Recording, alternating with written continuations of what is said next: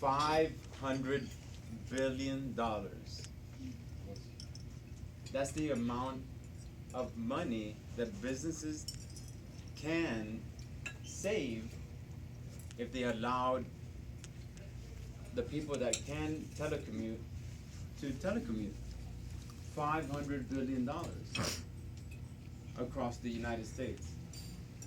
Can you imagine that? As a technology company, of course, we would have a small fraction of that, but still, how much would we save if we would now allow our technology workers to work remotely? The opportunity is immense. We work in technology. Let's eat our own dog food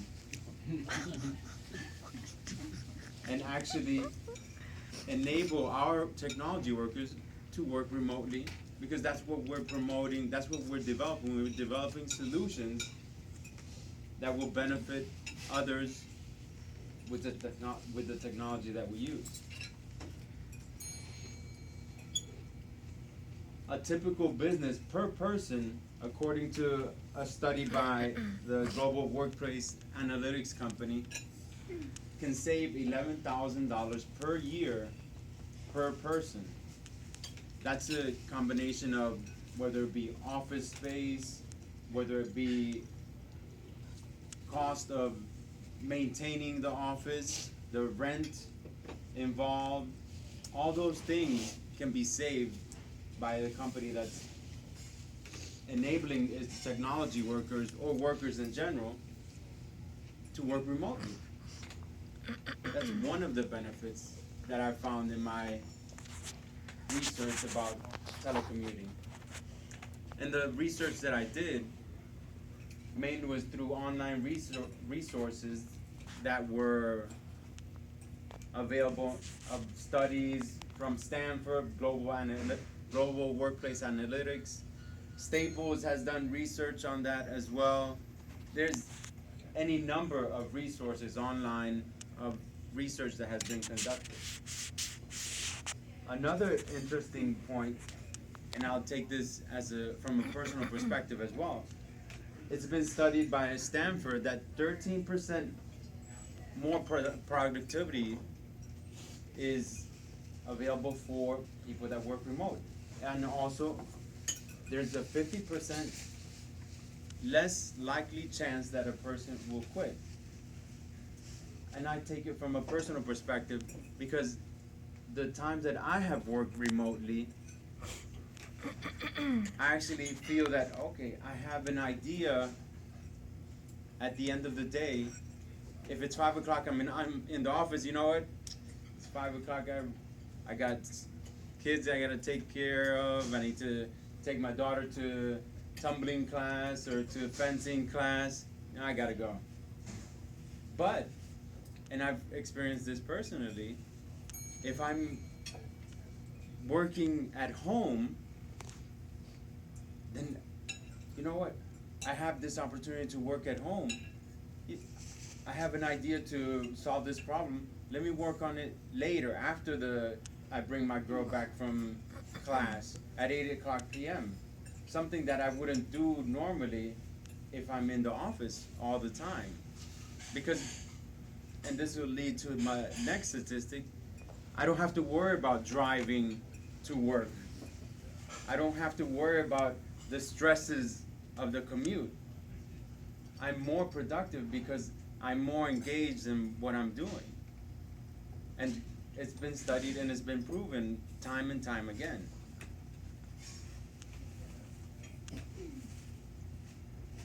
More time and better health. A number of studies have found that.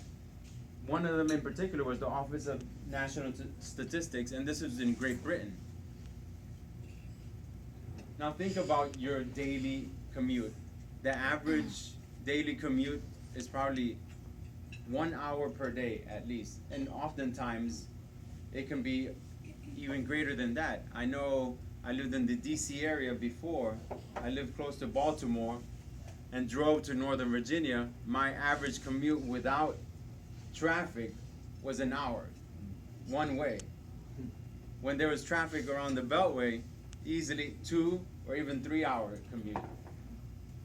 Think about the stresses that has on the people that work there.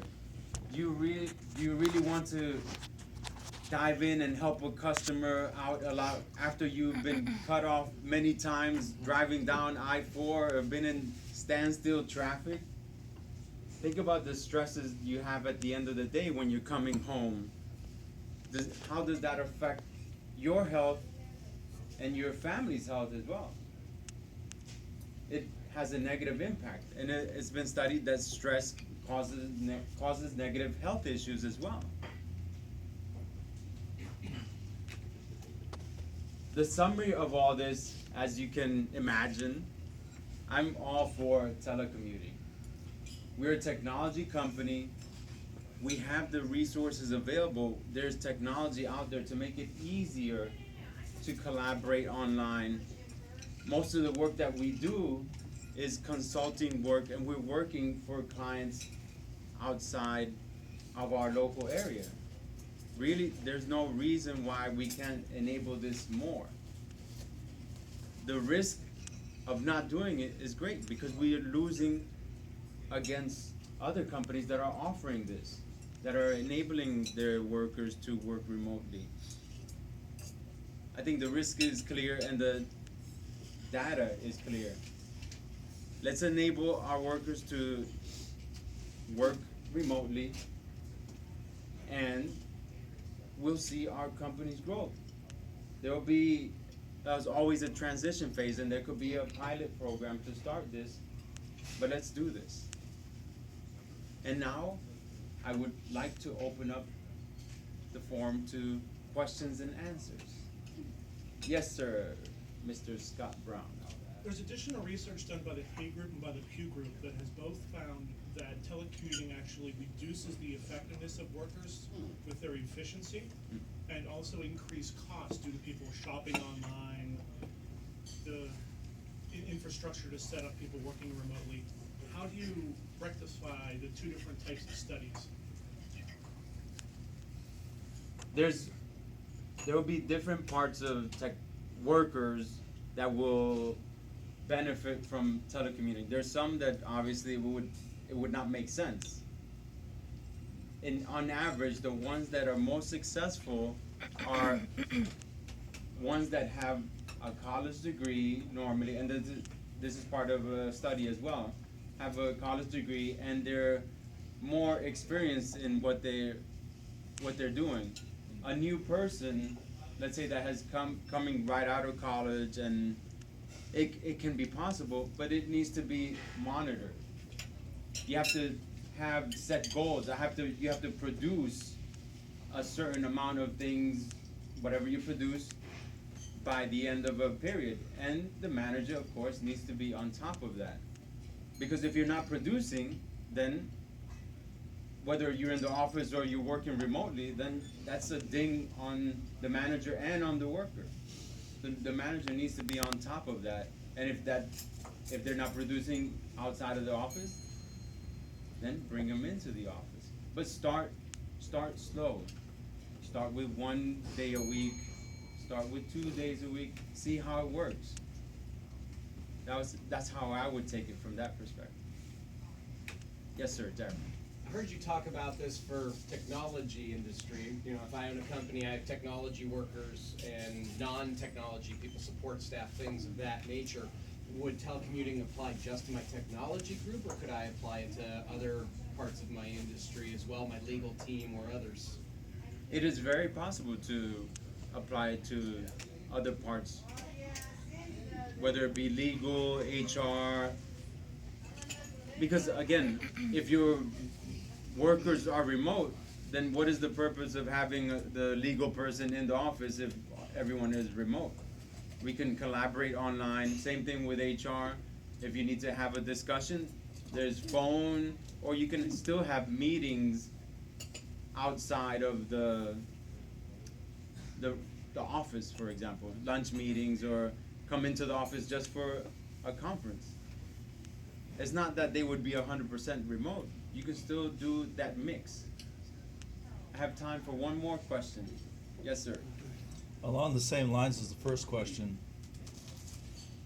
are there any mechanisms or defined procedures in place to determine if a employee has the aptitude to work remotely or would be a candidate that would waste time? If that person has been with the company and has been producing well in the office, they would be a likely candidate for working remote, because you already see that they're productive in the office. I mean, you could be very unproductive and still be in the office. Anybody, unless it's blocked, you can go online, Amazon, Facebook, and YouTube, watch cat videos and anything unless it's blocked. The end result is production. What are you producing? Are you producing results? And for me, looking at it from a manager's perspective, you know what? I don't mind if you go online during the day and go on Amazon or Facebook, but at the end of the day, are you producing results? Am I getting the code that I need on time? Am I getting the sales presentation on time? If that's the case, you manage your time. And I'm happy with the results that you produce. Thank you very much.